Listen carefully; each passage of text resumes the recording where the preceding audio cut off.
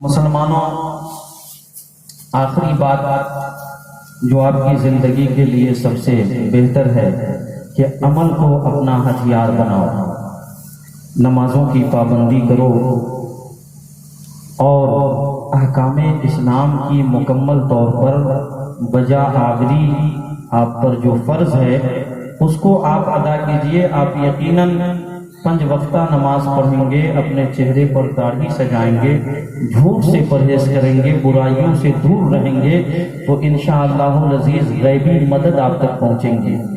اور حلال روزی، رزق حلال، صدق مقال، رزق حلال یعنی حلال روزی کی تلاش کیجئے۔ جب حلال روزی آپ کھائیں گے تو آپ کا خون بھی حلال ہوگا، آپ کے بچے بھی نیک اور فرما بردار ہوں گے۔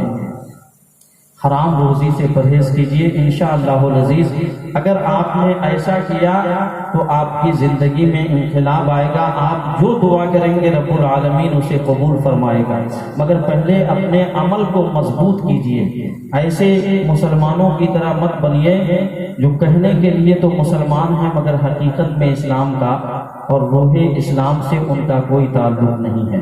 بات سمجھ میں آ رہی ہے؟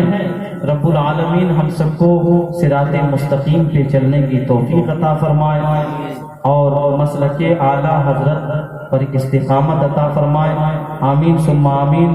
پھول کی پتی سے کٹ جاتا ہے ہیرے کا جگر، مرد ناداں پر کلام نرم و نازک بے اثر، طوفان نوح لانے سے اے چشم کیا فائدہ، 2 اشک ہی بہت ہیں اگر کچھ اثر کرے۔ اور یہ قصہ لطیف ابھی ناتمام تھا، جو کچھ بیاں ہوا وہ آغاز باب تھا، پھر زندگی نے وفا کیا تو انشاءاللہ آپ کو سنانے کی کوشش کروں گا۔